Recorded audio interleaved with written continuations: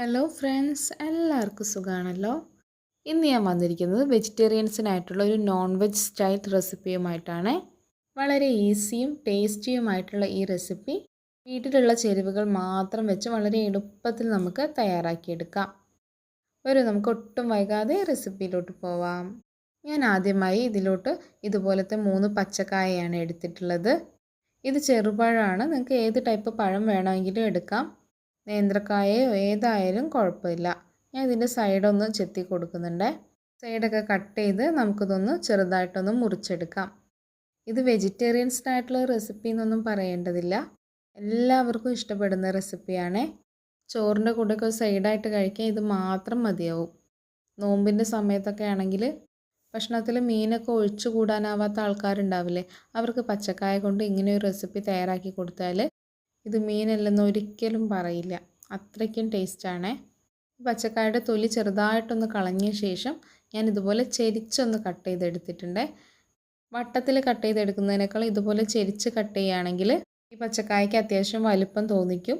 കൂടാതെ നല്ലൊരു മീനിൻ്റെ സ്ട്രക്ചർ കിട്ടുകയും ചെയ്യും. ഇനി കൂടുതൽ ഷേപ്പിലോട്ട് വരുന്നതിനായി ഞാൻ ഇതിൻ്റെ പോലെ ഒരു ചെറിയ കഷ്ണം മുറിച്ചെടുക്കുന്നുണ്ട്. അപ്പോൾ കറക്റ്റ് മീനിൻ്റെ ഷേപ്പിൽ കിട്ടിക്കോളും. നമ്മൾ കഷ്ണം മീനൊക്കെ ഫ്രൈ ചെയ്ത് വെച്ചിരിക്കുകയാണെന്നേ തോന്നുകയുള്ളൂ. ഇങ്ങനെ കട്ട് ചെയ്ത് മാറ്റുന്നത് ഓപ്ഷണലാണ്. നിങ്ങൾക്ക് വേണമെങ്കിൽ ചെയ്താൽ മതി. ഞാൻ കറക്റ്റ് മീൻ ഫ്രൈഡ് ലുക്ക് വരാൻ വേണ്ടിയിട്ടാണ് ഇങ്ങനെ ചെയ്തിട്ടുള്ളത്. എല്ലാ പച്ചക്കായയും നമുക്ക് ഇതുപോലെ ഒന്ന് കട്ട് ചെയ്ത് വെക്കാം. ഒരു ബൗളിൽ കുറച്ച് വെള്ളം എടുത്ത് വെച്ച് പച്ചക്കായൊക്കെ കട്ട് ചെയ്ത ഉടനെ തന്നെ അതിലോട്ട് ഇട്ട് കൊടുക്കണേ. അതല്ലെങ്കിൽ ഇത് പെട്ടെന്ന് കറുത്ത് പോവും. എല്ലാം ഞാൻ ഇതുപോലെ കട്ട് ചെയ്തെടുത്തിട്ടുണ്ട്. ഇനി നല്ല രീതിയിലൊന്ന് കഴുകിയെടുത്ത ശേഷം ഞാനൊരു പാത്രത്തിൽ വെള്ളം തിളയ്ക്കാനായി വെച്ചിട്ടുണ്ട്. ഈ തിളച്ച് വരുന്ന വെള്ളത്തിലോട്ട് ഇതിട്ട് കൊടുത്ത് 1 മിനിറ്റ് ഒന്ന് തിളപ്പിച്ചെടുക്കാം.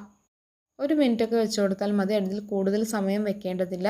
കൂടെ സ്വല്പം മാത്രം ഉപ്പും കൂടി ചേർത്ത് കൊടുക്കാവേ.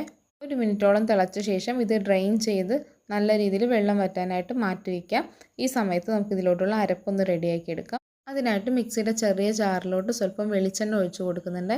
വെളിച്ചെണ്ണ ഉണ്ടെങ്കിൽ അത് തന്നെ എടുക്കണേ, അതാണ് കൂടുതൽ ടേസ്റ്റ്. ഇനി നമുക്ക് പാകത്തിന് ഉപ്പിട്ട് കൊടുക്കാം. കൂടെ ഇതുപോലത്തെ ടീസ്പൂണിൽ ഒരു 1/4 ടീസ്പൂണോളം മഞ്ഞൾപ്പൊടി ചേർക്കുന്നുണ്ട്. ഇനി എരിവിന് ആവശ്യമായ മുളക് പൊടി ചേർക്കാം. ഞാനിവിടെ കാശ്മീരി ചില്ലിയാണ് എടുത്തിട്ടുള്ളത്. കാശ്മീരി ചില്ലി ആണെങ്കിൽ നമ്മുടെ ഫ്രൈക്ക് നല്ലൊരു കളർ കിട്ടിക്കോളും. ഞാനൊരു 2 ടീസ്പൂൺ അടുത്ത് ചേർത്തിട്ടുണ്ട്. കൂടെ ഒരു 5-6 ചെറിയ ഉള്ളി തൊലി കളഞ്ഞത് ചേർത്ത് കൊടുക്കാം. ഒരു 7 അല്ലി വെളുത്തുള്ളി കൂടി ചേർക്കുന്നുണ്ട്. ഇനി ഒരു 1/2 ടീസ്പൂണോളം പെരിഞ്ജീരകം കൂടി ചേർത്ത് നന്നായി ഒന്ന് അരച്ചെടുക്കാം. ഒരു പ്രാവശ്യം അരച്ചെടുത്ത ശേഷം ഇതിലോട്ട് ഞാൻ കുറച്ച് വെള്ളം ഒഴിച്ചു കൊടുക്കുന്നുണ്ട്. നല്ല ഫൈനായിട്ട് അരച്ചെടുക്കാൻ വേണ്ടിയിട്ടാണ് ഇങ്ങനെ ചെയ്യുന്നത്. നല്ല രീതിയിൽ അരിഞ്ഞ് കിട്ടിയിട്ടുണ്ട്. ഇതിലോട്ട് ഇനി ആവശ്യത്തിന് കോൺഫ്ലവർ ചേർത്ത് കൊടുക്കാം. ഞാനൊരു 1.5 ടീസ്പൂണോളം ചേർത്തിട്ടുള്ളൂ. കൂടുതൽ ചേർക്കേണ്ടതില്ല. കൂടുതൽ ചേർത്ത് കഴിഞ്ഞാൽ പച്ചക്കായയിലൊക്കെ നന്നായി ഈ കോൺഫ്ലവർ മിക്സ് പൊതിഞ്ഞ് നമ്മുടെ പച്ചക്കായ ബജ്ജി പോലെ ആയിപ്പോവും. അങ്ങനെ വേണ്ട. ജസ്റ്റ് ഒന്ന് തിക്കായി കിട്ടാൻ വേണ്ടിയിട്ട് മാത്രം കോൺഫ്ലവർ ചേർത്ത് കൊടുത്താൽ മതി. ഈ നന്നായി മിക്സ് ചെയ്തെടുക്കാം. ഈ സമയം നിങ്ങൾക്ക് ഇതിലോട്ട് അതല്ലെങ്കിൽ നമ്മൾ വെള്ളം ഒഴിച്ചില്ല, അതിന് പകരം നിങ്ങൾക്ക് വിനാഗിരിയോ ചെറുനാരങ്ങ നീരോ സ്വല്പം ചേർത്ത് കൊടുക്കാം കേട്ടോ. നന്നായി മിക്സ് ചെയ്തെടുത്തിട്ടുണ്ട്. ഇനി ഉപ്പൊക്കെ ഒന്ന് ചെക്ക് ചെയ്ത് കറക്റ്റാക്കിയ ശേഷം നമ്മൾ കട്ട് ചെയ്ത് വെച്ച പച്ചക്കായ ഓരോന്നായിട്ട് ഇതിലോട്ടിട്ട് നന്നായി കോട്ട് ചെയ്തെടുക്കാം.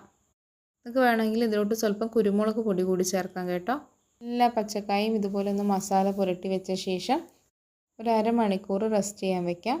നിങ്ങൾക്ക് സമയം ഉണ്ടെങ്കിൽ മാക്സിമം ഒരു അരമണിക്കൂർ വെച്ചാൽ മതി. അതല്ലെങ്കിൽ ഒരു 10 മിനിറ്റൊക്കെ വെച്ചിട്ട് ഫ്രൈ ചെയ്തെടുക്കാം.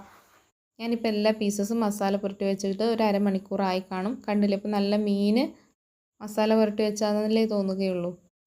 ഇനി ഒരു പാൻ സ്റ്റൗവിൽ വെച്ച് ചൂടാക്കി സ്വല്പം വെളിച്ചെണ്ണ ഒഴിച്ചു കൊടുക്കാം. ഇത് ഡീപ്പ് ഫ്രൈ ചെയ്തെടുക്കേണ്ട ആവശ്യമൊന്നുമില്ല. നമ്മൾ മീൻ പൊരിക്കാനൊക്കെ സ്വല്പം മാത്രം വെളിച്ചെണ്ണ ഒഴിച്ച് ഫ്രൈ ചെയ്തെടുക്കുമല്ലോ, അങ്ങനെ ചെയ്താൽ മതി. ഇതൊന്ന് ചൂടായി വരുമ്പോൾ ഇതിലോട്ട് കുറച്ച് കറിവേപ്പില ഇട്ട് കൊടുക്കാം. ഇനി ഇതിലോട്ട് നമ്മൾ മസാല പുരട്ടി വെച്ച പച്ചക്കായ ഇട്ട് നന്നായി ഫ്രൈ ചെയ്തെടുക്കാം. എന്തായാലും നല്ല മീനിട്ട് പൊരിച്ചെടുക്കാമെന്നല്ലേ തോന്നുകയുള്ളൂ. ഫ്ലെയിം ഹൈയിലൊന്നും വെക്കരുത്, ലോ ടു മീഡിയത്തിൽ വെച്ചാൽ മതി. ഇത് പെട്ടെന്ന് കരിഞ്ഞു പോവേ. പിന്നെ നമ്മൾ ഓൾറെഡി ഒന്ന് ബോയിൽ ചെയ്തെടുത്തുകൊണ്ട് കൂടുതൽ വേവാനൊന്നും ഉണ്ടാവില്ല. പുറത്തത്തെ മസാലയൊക്കെ ഒന്ന് കളർ മാറി ഫ്രൈ ചെയ്ത പോലെയായി വന്നാൽ മതി. ഫ്ലെയിം മീഡിയത്തിൽ അല്ലെങ്കിൽ ലോയിൽ വെക്കാൻ ശ്രദ്ധിക്കണം. ഏകദേശം ഒരു 3 മിനിറ്റൊക്കെ ആയിക്കഴിഞ്ഞാൽ അടിഭാഗം ഏകദേശം വെന്തിട്ടുണ്ടാവും. നമുക്കിത് മറിച്ചിട്ട് കൊടുക്കാം. കണ്ടില്ല, നല്ല മീൻ പൊരിച്ച പോലെ തന്നെ ഉണ്ടല്ലേ. എല്ലാം ഞാൻ തിരിച്ചിട്ട് കൊടുത്തിട്ടുണ്ട്. ഇനി മറുഭാഗം കൂടി നന്നായി ഒന്ന് വെന്ത് വന്ന് കഴിഞ്ഞാൽ നമുക്ക് ഫ്ലെയിം ഓഫ് ചെയ്ത് ഒരു പാത്രത്തിലോട്ട് മാറ്റാം. നമ്മുടെ പച്ചക്കായ ഫ്രൈ നന്നായി വെന്ത് കിട്ടിയിട്ടുണ്ട്. നമുക്കിതൊരു പാത്രത്തിലോട്ട് മാറ്റി അടുത്ത ബാച്ചും പൊരിച്ചെടുക്കാം. അങ്ങനെ വളരെ ടേസ്റ്റി ആയിട്ടുള്ള നമ്മുടെ റെസിപ്പി ഇവിടെ റെഡിയായി കിട്ടിയിട്ടുണ്ട്. എല്ലാവരും ഇതുപോലെ തയ്യാറാക്കി നോക്കി ഫീഡ്ബാക്ക് കമൻ്റായിട്ട് അറിയിക്കുമല്ലോ. പച്ചക്കായ അല്ലെങ്കിൽ വാഴയൊക്കെ ഇപ്പോൾ ഒരുവിധം എല്ലാ വീട്ടിലുള്ളതാണല്ലോ. എന്തായാലും പച്ചക്കായ കിട്ടുമ്പോൾ ഒരിക്കലെങ്കിലും ഇങ്ങനെ തയ്യാറാക്കി നോക്കൂ. വ്യത്യസ്തമായ ടേസ്റ്റാണ്. നമ്മൾ പച്ചക്കായ കൊണ്ടൊക്കെയാണ് ഇത് ഉണ്ടാക്കിയതെന്ന് പറയുകയില്ല, അത്രയ്ക്കും ടേസ്റ്റാണ്. അതല്ലെങ്കിൽ ഇതുകൊണ്ട് ഇതിനേക്കാൾ ടേസ്റ്റുള്ള വിഭവം ഉണ്ടാക്കാൻ പറ്റില്ല എന്ന് തന്നെ പറയാം. റെസിപ്പി ഇഷ്ടപ്പെട്ടാൽ ലൈക്ക് ചെയ്യാനും ഫ്രണ്ട്സിനും റിലേറ്റീവ്സിനൊക്കെ ഷെയർ ചെയ്ത് കൊടുക്കാനും മറക്കല്ലേ. ചാനൽ ഇതുവരെ സബ്സ്ക്രൈബ് ചെയ്തിട്ടില്ലെങ്കിൽ സബ്സ്ക്രൈബ് ചെയ്ത് കൂടി സപ്പോർട്ട് ചെയ്യൂ. വീണ്ടും പുതിയൊരു അടിപൊളി റെസിപ്പിയുമായി കാണാം. താങ്ക്